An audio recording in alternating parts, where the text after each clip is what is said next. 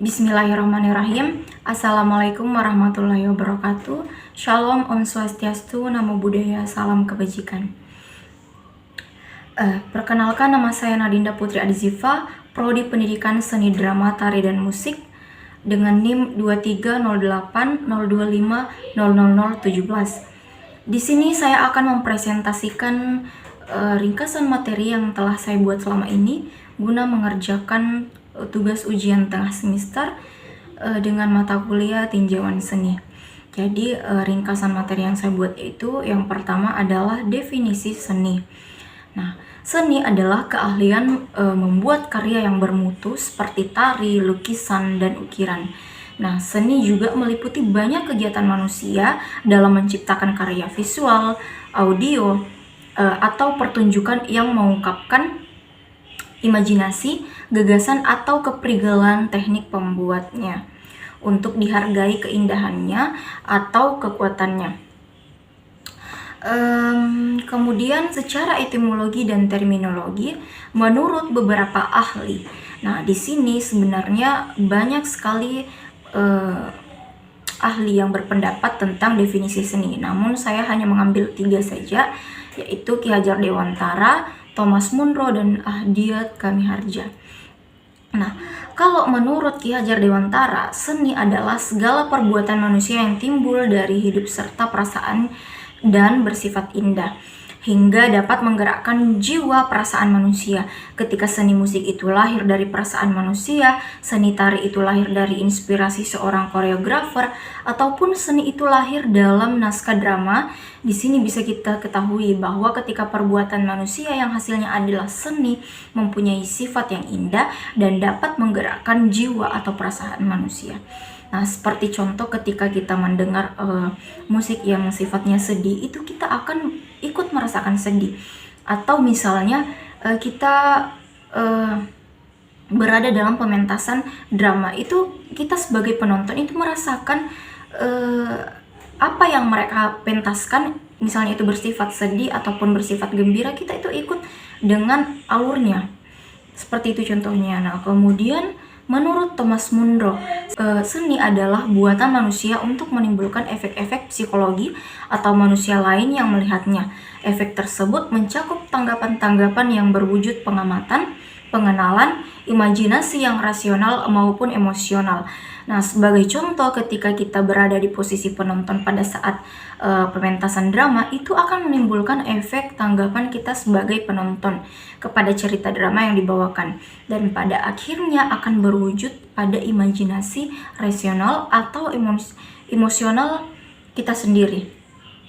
Nah, itu sebagai contohnya. Kemudian yang ketiga, Ahdiat Kamiharja.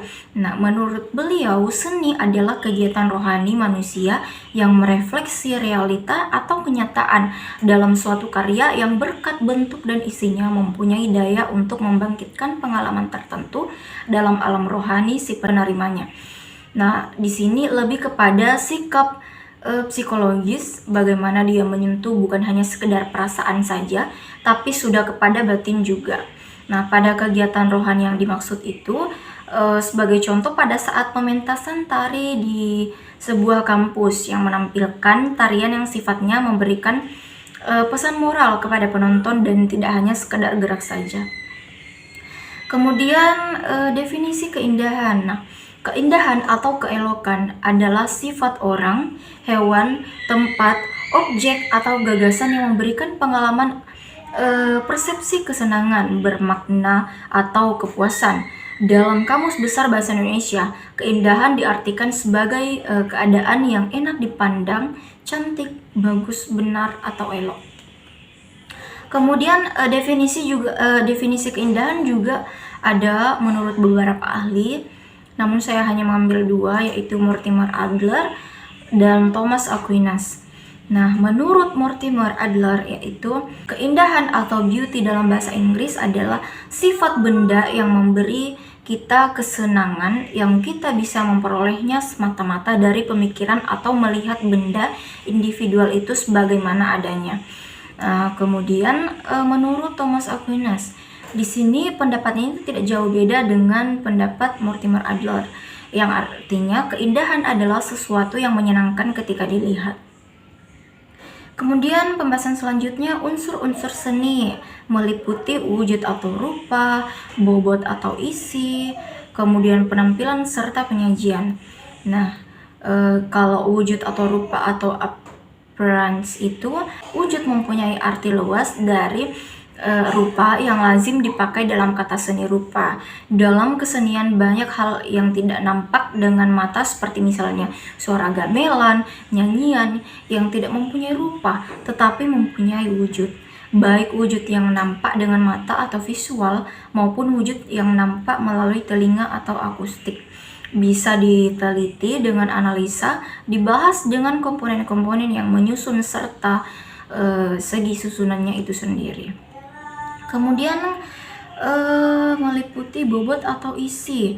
Nah, bobot dari suatu karya seni kita maksudkan isi atau makna dari apa yang disajikan kepada penonton. Bobot karya seni dapat ditangkap secara langsung dengan panca indera kita. Dalam seni pertunjukan seperti teater dan musik di mana kata-kata atau syairnya dapat dimengerti isinya. Seni musik yang diutarakan adalah perasaan. Melalui lagu dan cara memainkan alat musiknya, dapat tercipta karya yang menimbulkan perasaan tertentu pada pendengarnya. Nada-nada, irama, dan cara memainkan alat musiknya dapat menciptakan perasaan yang gembira, sedih, jengkel, kecewa, dan lain sebagainya. Lain halnya dengan pertunjukan seni tari, diperlukan penjelasan mengenai isi dan makna dari yang disajikan. Kemudian penampilan serta penyajian.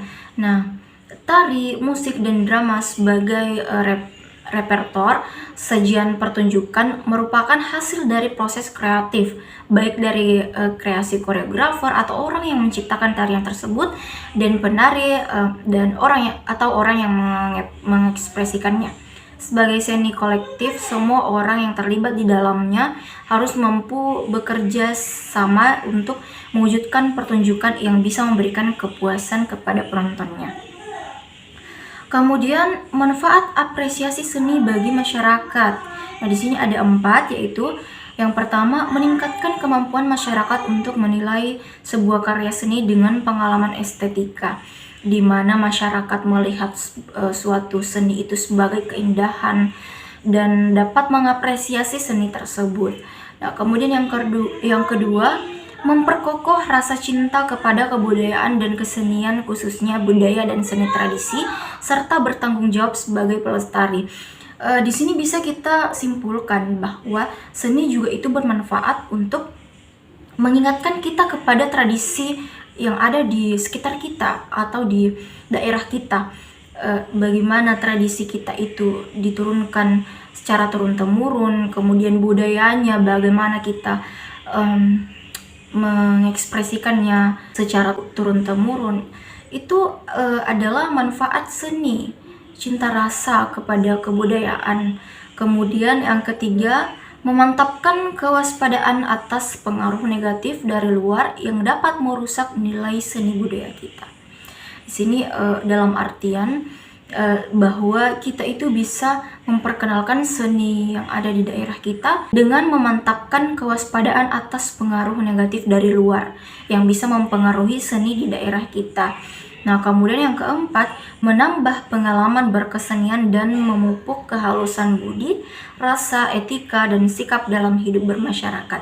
Dengan kehalusan budi, rasa, etika, dan sikap dalam berkesenian dapat memperkokoh keyakinan atau kesusilaan, moralitas, berperi kemanusiaan, dan ketuhanan. Kemudian jenis-jenis seni. Nah, jenis-jenis seni itu ada 4, sebenarnya ada 3, namun berdasarkan perkembangan zaman di sini seni itu sudah bertambah. Jadi ada yang namanya desain komunikasi visual. Yang pertama itu ada seni rupa, dan di dalamnya itu ada seni patung, seni kriya, dan seni lukis. Kemudian seni pertunjukan, yaitu seni musik, seni tari, seni drama, atau DKV yang tadi saya sudah jelaskan, desain komunikasi visual. Nah, di sini ini seni pertunjukan yang biasa kita jumpai di daerah kita. Kemudian seni dari perkembangan, seni tradisional atau kepercayaan, seni kontemporer atau kreasi baru, seni pop, budaya massa. Kemudian seni dari fungsinya. Nah, sebenarnya banyak fungsi seni, bisa sebagai perdagangan, seni untuk pendidikan, dan seni untuk alat komunikasi. Nah, kalau seni dari perkembangannya itu seni tradisional atau kepercayaan, ada suatu daerah yang mempercayakan tarian yang bisa memanggil hujan. Seperti itu. Kemudian seni kontemporer atau kreasi baru. Nah, maksudnya itu dapat menggabungkan semua seni, baik itu seni musik, seni tari, dan juga seni drama. Kemudian seni pop atau budaya massa seperti yang sedang tren sekarang, yaitu K-pop yang menampilkan beberapa personil, tidak hanya menampilkan seorang diri saja, namun menampilkan beberapa kelompok. Kemudian seni ditinjau dari fungsinya. Nah, seni untuk perdagangan contohnya itu sanggar. Kita bisa membuat sanggar dan membuat kursus tari itu sebagai bentuk perdagangan. Kemudian perform mungkin dengan bentuk penjualan tiket atau lain-lain sebagainya. Kemudian MUA, makeup artist, ya seperti yang ada pada daerah kita sekarang ini. Makeup artist itu sangat dibutuhkan di dalam berbagai hal atau acara atau perkawinan, itu sangat dibutuhkan sebagai fungsi untuk perdagangan.